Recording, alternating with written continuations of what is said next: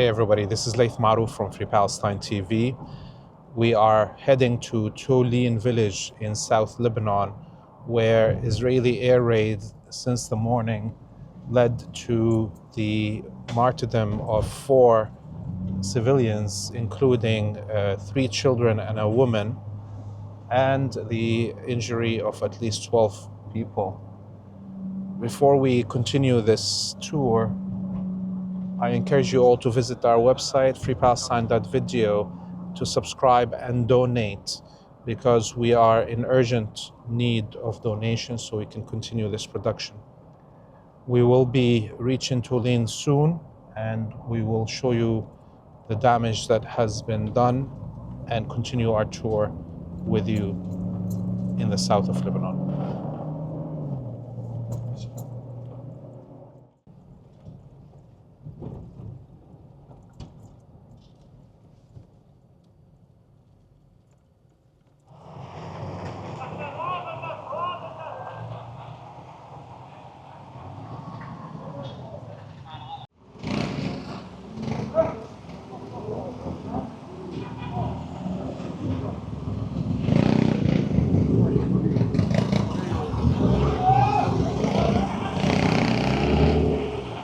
Hey everybody, we are in the center of the Touline village, where the attack by the Israelis was conducted this morning. I'm standing beside a gas station that the attack happened on, and luckily the gasoline and diesel did not explode. But as you can see behind me, there was civilian structures all damaged. These were shops, and in the morning there was shoppers walking around. That's the 12 that were injured, and as I said earlier, 4 of them being 3 children and 1 woman. One of the little girls that were martyred was a Syrian refugee. Earlier in the morning, we heard that there was 5 missiles fired from Lebanon, but from an area north of the Litani River, and that these 5 missiles, 3 of them were intercepted. We saw videos of Israeli Iron Dome shooting them down, and the other 2 fell in Lebanese territory. Since then, there was a lot of debate about who fired these missiles. The Lebanese military found the primitive launchers that are basically plywood, T-shaped or triangle-shaped launchers, 3 of them, that Katyushas missiles were fired from them. And an hour later, we heard Hezbollah saying that it wasn't involved in this firing of missiles, and that it stands behind the Lebanese military and the ceasefire agreement. That didn't stop, of course, the Israeli monsters from launching wide-ranging attacks on many villages like Tulin here in the south of Lebanon, south of the Litani, as well as Iqlim al-Tuffah, the apple region north of the Litani, and the mountains around it there. We know that many civilians were injured in all of these attacks. Many civilian infrastructure was also destroyed. And it seems like somebody wanted to give the excuse for the Israelis to conduct this attack, because this is the first time that anything was launched from Lebanon onto the occupied Palestine since the beginning of the ceasefire over 3 months ago in South Lebanon.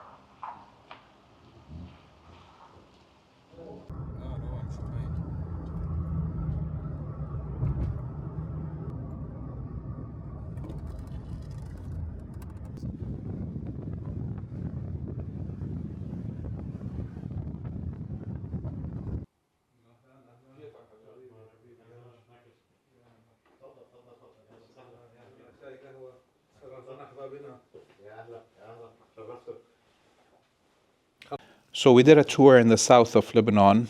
Since the morning, the Israelis have been bombarding the villages.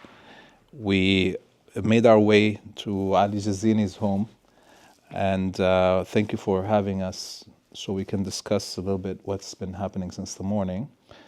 On our way also, as we arrived to your house, there was a second wave of Israeli attacks on even Sur, the tourist beach town in the south of Lebanon. So many questions have arisen since the morning. Number one, who would use these crude missile launchers to trigger these attacks? Can we guess? Can we think about that? Well, first, I would like to welcome you at my home. It is a pleasure, actually, to host you. The situation here is still quite unclear now. They have bombed multiple targets, not only in my region here, and from the city of Sur that you can see from my home, but also they bombed al-Biqa', they bombed Iqlim al-Tufah, which is a little bit of a high region next to Nabatiyya. They bombed some of the areas also to the north. So Tyre is here to the south. They bombed also some areas to the north. It is quite like the Israelis themselves said they're not sure who actually bombed or used the rockets this morning. But it doesn't matter. It doesn't matter who did it. It doesn't matter. It's just, a pretext, or they're going to find a pretext or another to achieve their political goals. And this new doctrine that we already talked about in one of your last episodes, the let's call it the liberty of action, or the end of the intentions era and the start of the capabilities era. So they're dealing now with capabilities instead of intentions. Regarding who actually did it, it's still unknown. Some would say maybe like one of the Palestinian groups that didn't actually talk to the Lebanese resistance. There was no coordination. But some of the other series, since the Lebanese resistance also came for the first time to deny actually it has anything to do with that for certain internal political reasons in Lebanon. It's nothing has to do with Israel. It's for the internal political play, let's say. One could also speculate that the Israelis could have used such actions as false flags because in the current circumstances or the current, let's say, stream of events, it would be more beneficial for the resistance, say, like in a certain time, to start attacking Israeli military positions inside the Lebanese territory that are still there, instead of going right away to trigger the like a response from the Israelis. Like even Mao Zedong, in his book or his theory in general, said you need to choose the right moment to intimidate your enemy. It's not always about, let's say, squeezing the screw or turning the screw to the end.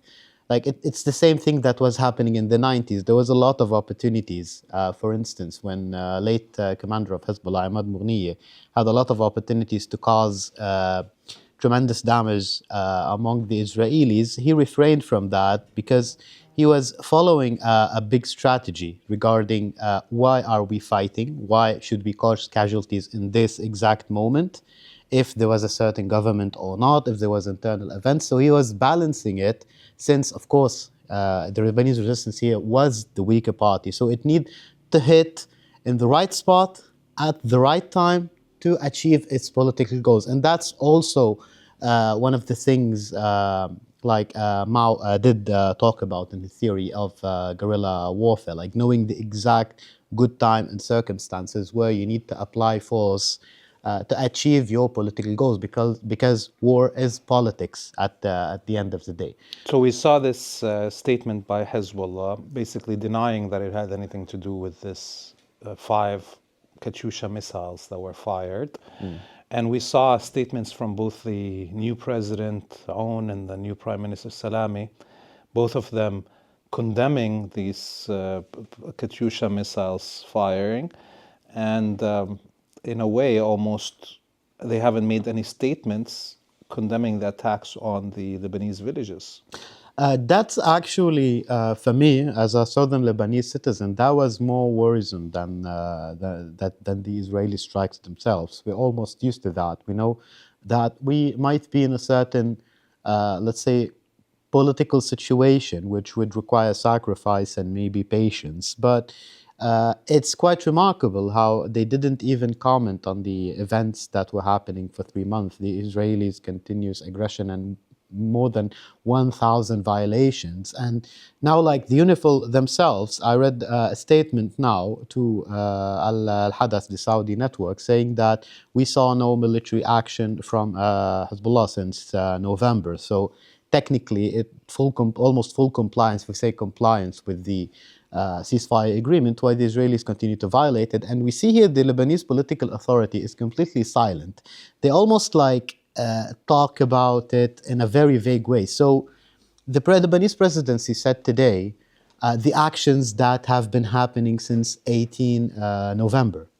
They didn't even put the guilt or the blame on the Israelis, which is according to the Lebanese army statements, according to the UNIFIL statements, it's only the Israelis that are violating. But the government here chose to be the UN in such regard, like we call all parties to calm down. We are your citizens.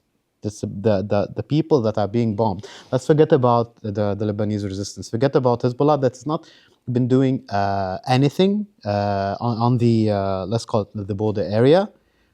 We are the ones that are being terrorized and bombed, and the government chose to ignore that and not acknowledge that at all. That's what the people here are saying. This is not a logic of what the US allies call it here in Lebanon, the sovereignty. We need to be sovereign. What sovereignty here are we talking about? If you try to marginalize 40% of your population, this is the logic of an occupation state. I don't want to call my state like that, but this is literally the logic of an occupation state. So let's widen the perspective a little bit. We had those attacks over the week by HTS on the border villages in the north of Lebanon. And similarly, we didn't see any condemnation statements from the government of Lebanon. On the ground, the Lebanese clans fought off HTS invasion, while we saw even a officer of the Lebanese military deploying there, trying to stop the arrival of the Lebanese clans and even wanting to strip them of their weapons, which led to a kind of a scuffle, and the soldiers in the battalion took away the officer that was trying to strip people of their weapons, the locals. So in a bigger picture, it seems like the Lebanese official government, president, prime minister, and maybe some people in the military are taking their time watching as the enemies of Lebanon, HTS and the Zionists, attack the civilians, attack positions, and in a way condemn anyone that fights back. Yeah, exactly. That was quite remarkable because the application of the laws, let's say, so it's illegal for clans such as like that to own weapons, but we need to go to the root of the problem. Here, the states is trying, like, it's not understanding the real worries of such citizens that they have witnessed the murder and the massacre of thousands of civilians in Syria just for being Alawites, and the citizens there are being Shia. So even before, like, you even mobilize and like spread on the border towns, you try to remove their weapons, which they would try to prevent HTS from doing the same things that they did to Alawite. You know, there need to be an agreement of mutual trust between the citizens and the state, and not act as a tyrant. You know, even if in such circumstances it would require you, like, maybe to have monopoly over the force in that region. But you didn't even protect these people. You arrived very late, and you did pull out, like, a lot of the Lebanese army troops that were there will have been pulled out today from the border areas. So if you are not in front of your people on the border, how can you expect them not to be armed? This is just basic human instinct we're talking about. And it's just we're talking here about the Saudi pressure. let's put it this way: the Saudi pressure is on the government here, more even so than the American pressure to actually corner not only Hezbollah but the Shia community of Lebanon, and they're trying to instigate a new sectarian war wave in the region, which is very dangerous. While on the other hand, the HTS government in Syria did find it a golden opportunity, let's say, to retake control of the villages, which technically are in Syria, but it's the line in the sand that the French have drawn. So half of the village, say, in Syria, and half of it is in Lebanon, and people have properties there in before the French came and drew the line. So what the HTS did is kick the half of the village, Said Ali, that was in Syria, kicked them into Lebanon, despite the fact having been properties there and being there for hundreds of years. What HTS did, I think, is more related to the fact that al-Julani hasn't faced any sanctions relief from the West, only talks, and he is in a bad, tough situation. He's being cornered by the Druze communities from the south, by the Kurds from the east, by some internal factions that refuse to hand over weapons and go under the Syrian Ministry of Defense, his Syrian Ministry of Defense, so-called. So he's having a lot of tough time, organizing the country with no monetary relief. We're talking about Qatar, which is his sponsor, even being afraid of the US to send money in fear of sanctions. So they don't want to do anything. So what do you do in such situations? Create an imaginable enemy that doesn't exist, create a big Alawite conspiracy with the help of Iran, Hezbollah, Russia, which everyone denied actually doing anything has to do with instigating stuff in Syria. Even Hezbollah has so much at hand in Lebanon against the Israelis, I wouldn't even think like he has time to think about, instigating trouble in Syria. So that's just, give a carrot to the people, So, since we're talking about Syria, obviously there was combined air raids on Lebanon and Syria at the same time today. A total of 200 air raids in Syria and Lebanon combined. They hit the T4 airport in Palmyra. They hit the gas stations there. They hit a rest stop.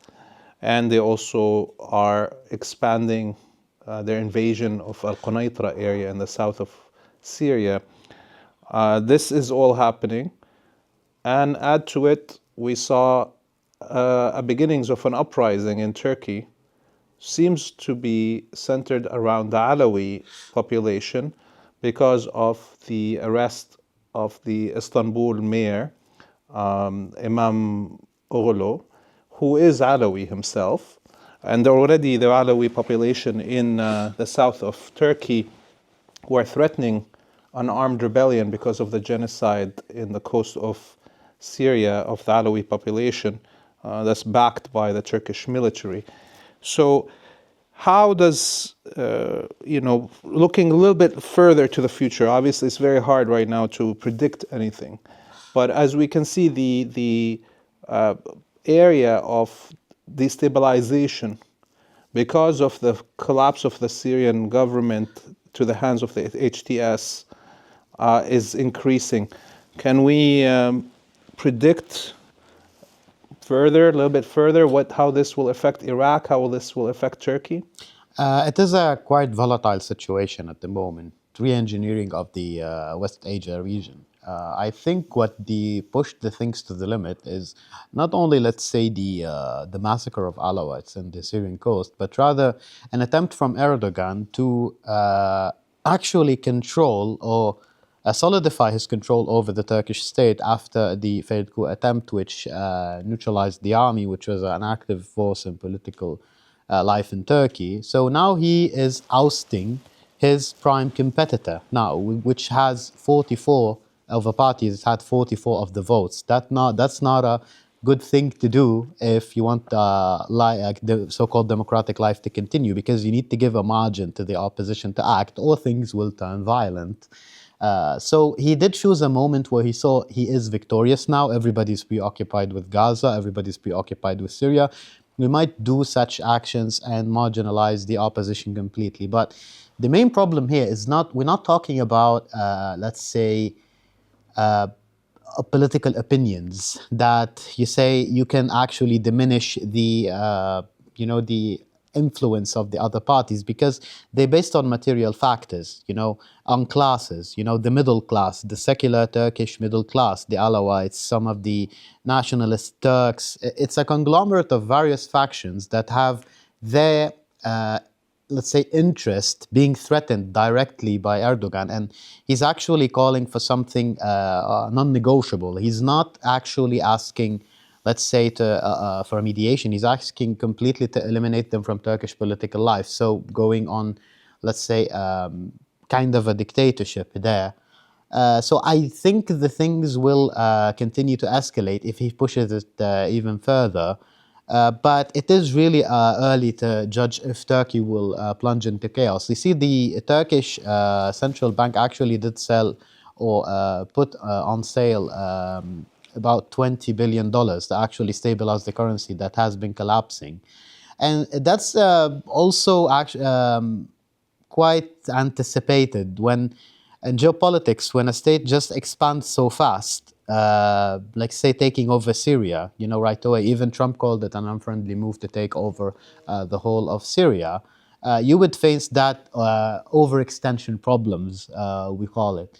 So it's really unknown if he will be able to stabilize Turkey, but I think if he pushes us even further to marginalize these minority, it will definitely cause a civil war in Turkey or another coup attempt, because he did neutralize a lot of the army, but there is a lot of also secular people in Turkey who really do see him Islamizing Turkey.